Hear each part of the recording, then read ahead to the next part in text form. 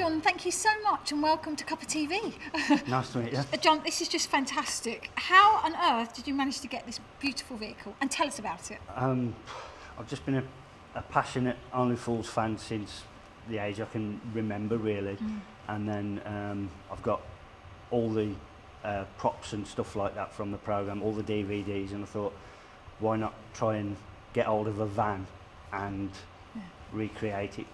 So absolutely. And I mean, is it an absolute replica of the van? Yeah, it's pretty much identical. That's fantastic. I get asked all the time if it is the original. And you've used it just recently, of course, with the famous Foxy and Giuliano, who were on my show just a while ago, and they reenacted the scene, didn't they? Yeah, the scene where Del and Rodney were going to a fancy dress publican's ball, and they broke down on the way, and they had to get out the car dressed as the famous superheroes. That's right. Superheroes, Batman and Robin, and then of course then Spider-Man joined them as well in that particular act, didn't it? But John, how did you? And I know you've got a passion for it, but now you've got this van and in fact another vehicle as well. How do you feel about it? Is it something that you don't consider work at all because you've got such a passion for it? I just love doing it.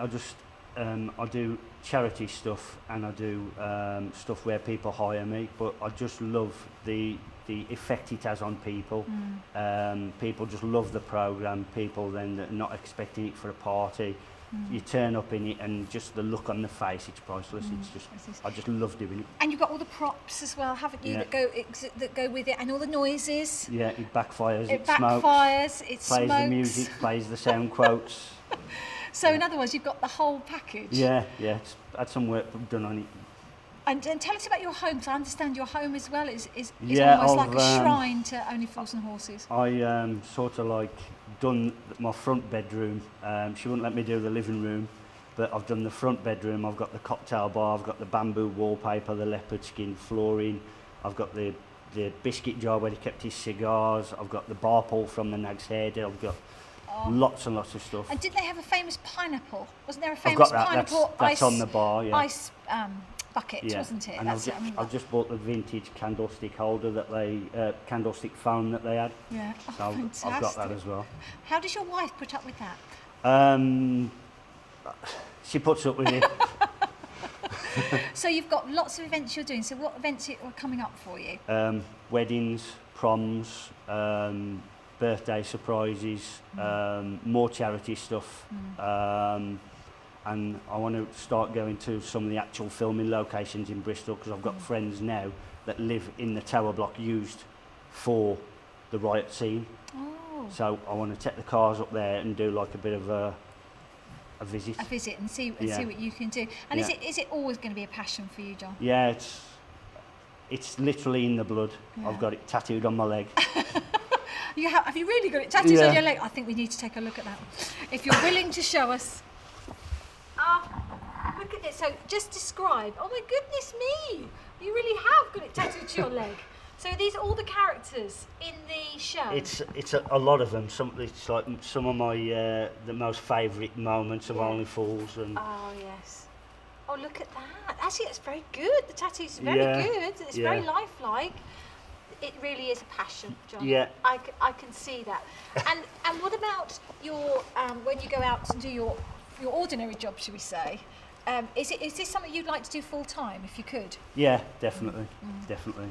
Yeah, I really would.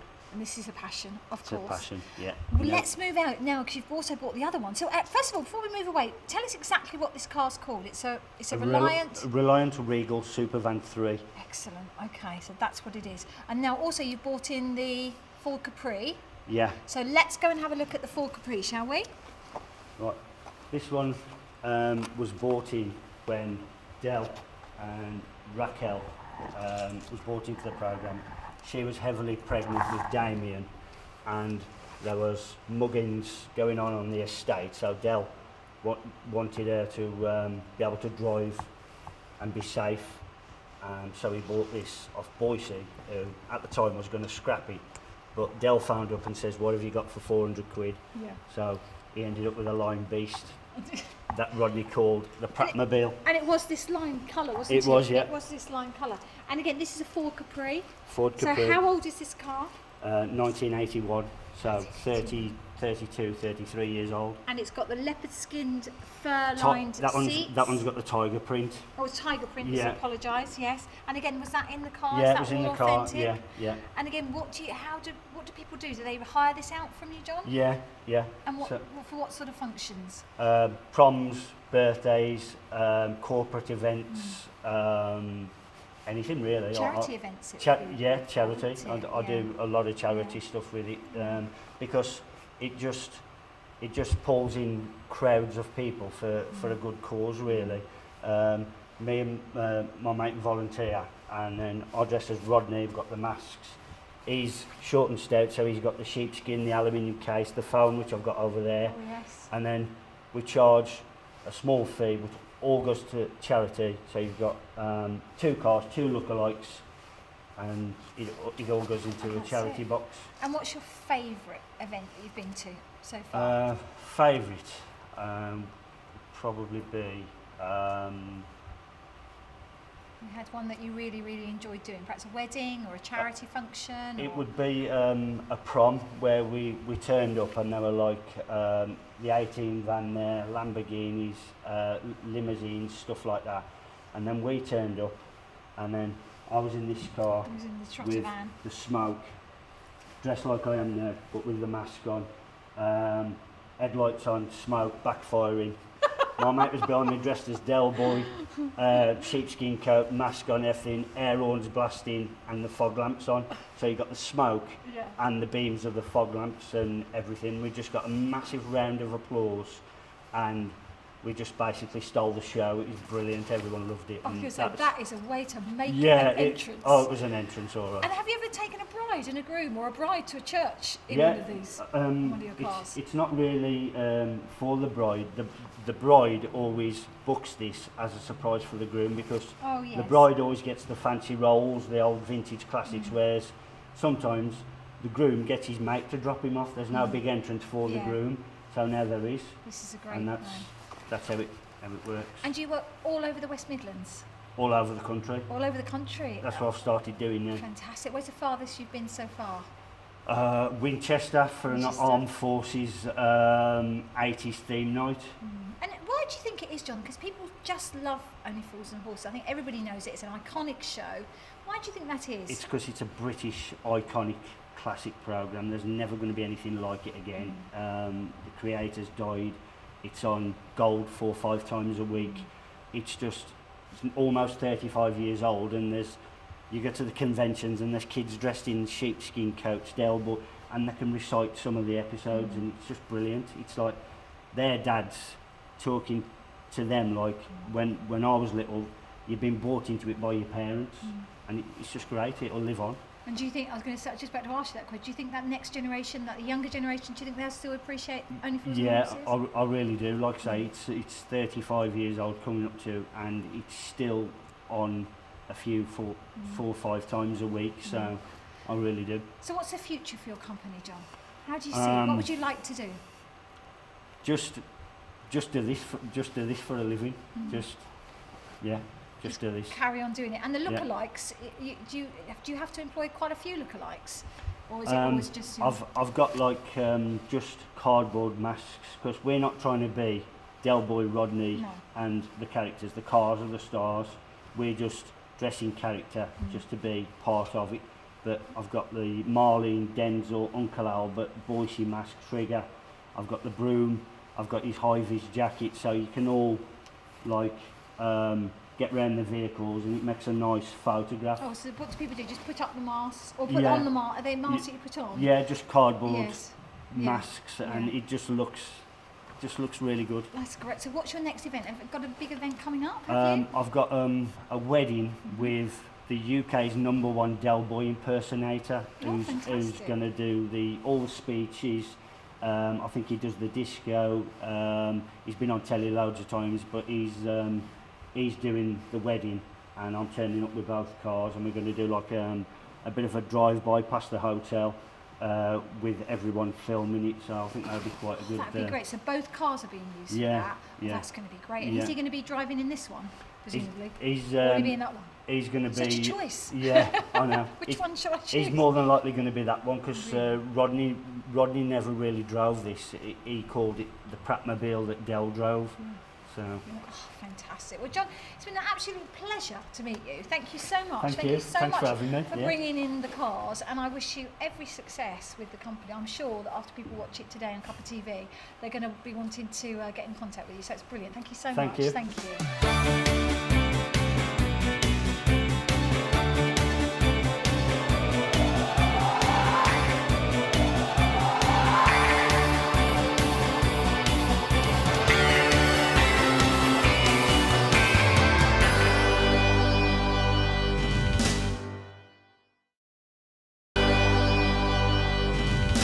Back to Cuppa TV. I'm now joined by Dave and Mark, who have come to tell us all about what they're going to be doing with the Birmingham Icknield Male Voice Choir. Gentlemen, thank you so much for coming on Cuppa TV. Thank you for inviting us. Wonderful to see you. So it's Dave and Mark. So Dave, may I just say, first of all, your beautiful green jackets, how lovely is that? Is that your uniform for the choir? That's the uniform that we use for the choir. Yes. Yeah. Fantastic. Which shows it, because the ladies like it, actually. We like green. So yeah, no, do you know what? It stands out though, doesn't it? It does, yeah. Because a lot of choirs have red or black or navy, so you see we're different. We like to be different. So tell us about the Birmingham Choir then. You've been going for many, many years. 115 years ago it was formed, and it's been running ever since through 2 world wars, continuously. We depleted numbers during the war, so that it was sometimes 4, sometimes 6, 8, but they continued going, and to this day, and we've had members have been in the choir 69 years.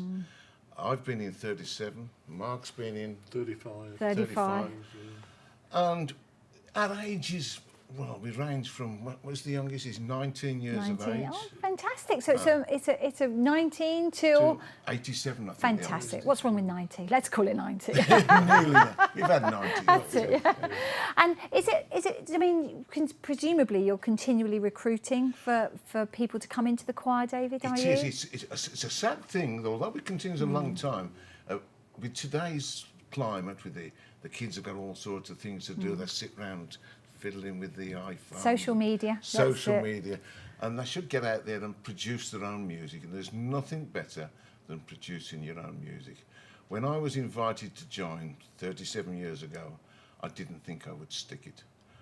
But after one session of it, I was hooked, and I've never looked back. Oh, that's fantastic. You get booked. So you're currently looking, are you looking to recruit people at the moment, Dave? Is that We what are, you'd like to do? And it's an easy thing to do. The audition is very informal. If you can sing do, re, mi, fa, sol, la, ti, do, you are in. It's as simple as that, you know. Yes. There's nothing difficult about it. You're singing with another 8 guys who are singing all the same notes as you in your particular section. It's split up into top tenors, second tenors, first bass and second bass. You found your section that you need, that your voice range is for, and you sing, and you're helped by the other lads in the choir, and they will help you along. There's no need to know how to read music, because So you can just do it by ear, come you have along. the words, it's easy. And do you find, I mean, is it a dying art, Mark, male voice choirs? It's a thing a lot of choirs are suffering at the moment. Why do you think that is? Well, I should imagine if the Kings of Leon suddenly did a record with the male voice choir, we'd suddenly become back in fashion. You know, it's a, Yeah. I probably think we're square, or you know, but I don't know. It's, But you it's a enjoy minority, doing it. Sort of. How many choirs are there over the country? Do you know in the UK? Hundreds. There are hundreds, and not just over the UK, over the world. Over the world. We've been members of the World Choir. There was at Cardiff Arms Park when we had Tom Jones one year and Shirley Bassey the following year, doing a concert that was 8,000 to 10,000 men Oh, singing. fantastic! And So that's they Tom were quite- Jones. I mean, that's you know, he's a sir. Green Grass of Am. Yes. Live. Oh, was that exciting when you were Yes, working with very him? good. Yes, And, I should Shirley Bassey imagine. with the, what was it? The minute you walk in the room. Yes, fantastic. So, is it exciting to work with those kind of artists? It was more exciting, the sound that the choir made.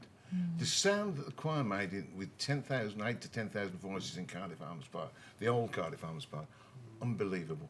And there were choirs there from all over the world, from Russia, from Poland, Australia. Wow. That was a world choir, yeah. That's incredible. And those sort of things, how often do they happen, those sort of world choir get-togethers? Well, that was a one-off, or a two-off rather, in the 90s, wasn't it? Yeah. But that must be very lovely for you all to get together, and there's always a sense of camaraderie, and Fantastic word. It's a fantastic word of camaraderie. Yes, it sums it up. Yes. It's exactly what you get out of it. You get people from different walks of life, all in a tune together, all have one interest. And why do you think the choir is so popular? Just the male voice choir, just a group of men singing. Why do you think it is such a popular sound? It's a popular hobby. It's a cheap hobby because it costs nothing. It costs virtually nothing. I mean, our fees each year are less than the cost of a pint. It's about the cost of half a pint is what we pay a week. And it's all voluntary, isn't it, as well? So it's all. So you do it for the love. You do it for the love. Yes, rather than any payment, of course. Well, yeah. Yes. So you're getting all this. You get taught how to sing. You get taught breathing lessons. You have health benefits. It's certainly good for people with Alzheimer's. People don't get Alzheimer's if they keep the brain working, and so learning new songs is another form. I find that people in male voice choirs tend to live to a good old age, so therapeutically it's good. Yes. It's a good hobby for the man with a few children who needs to get out and away. I don't mean get away from his wife and family, just but he needs have a something hobby. separate, a separate hobby. Yeah. Exactly. There's a good social side to it. I mean, Yes. in the past we've had a golf section, haven't we? We have a golf section, we have a walking section. Yes. Rambling And so you do all sorts of things as a group of As a people, sort of really, yeah. offshoots, yeah. And when you get to get together with other choirs, again, do you kind of just share stories, share music? How does that work? Yeah, quite often they call it the afterglow. The afterglow is another attraction. Yeah. Afterglow is what you do after the concert. Last week we were at a concert in Northampton with the Northampton Male Voice Choir, and was it 5 or 6 other male voice choirs there? There were 381 choristers on stage in Northampton, and it's a good feeling, and you're all tuned to the one song, and it's really remarkable the feeling you get from that, and everybody's friendly and everybody smiles at you. What a great! And how many choristers have you got in your choir? How many? About 40, 45 at the moment, but we realise with 40 or 45 you're probably only singing 35 because of commitments like holidays and health and ability to get away. So 35. Now, what we would like to have is 70, because we'd like to be singing 50 strong. But you really need a nucleus of people. a nucleus of 50, but you really need to spread out to have 70. That's what we're aiming for. We're aiming for a recruitment drive at this moment to get people interested in a good hobby for them, which will keep them healthy. I'm Healthy and happy. I'm 73 years of age. Oh, see. I'm 73 years of age. Well, and I don't think hope- it served me back. Yeah. Well, I hope that by our viewers that are watching, maybe if any of them are interested, they can get in contact with you or contact the show. So, but right now you're going to sing us a song. So you're going to perform The Rose, is that We are, right? this is The Rose. Okay, so I'll sit back and We're take both married to Rose. That's take right, it away, yeah. gentlemen. Some say love, it is a river that drowns the tender reed. Some say love, it is a razor that leaves your soul to bleed. Some say love, it is a hunger, an endless aching need. I say love, it is a flower, and you, its only seed.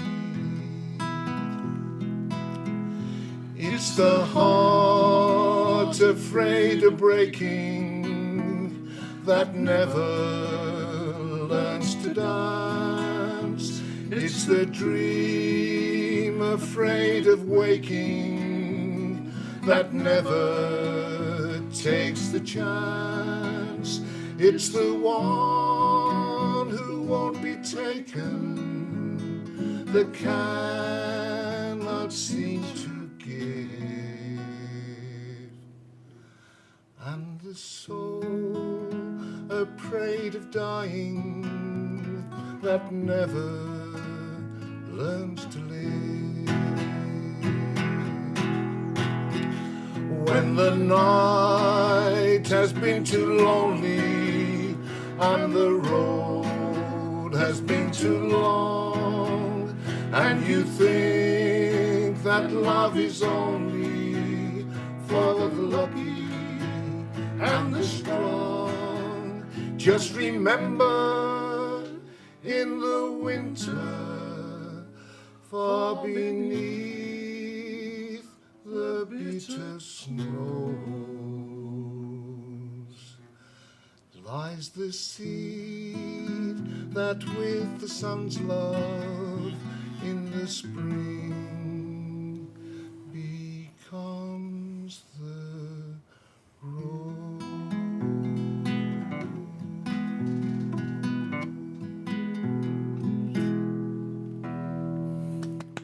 Thank you, gentlemen. That was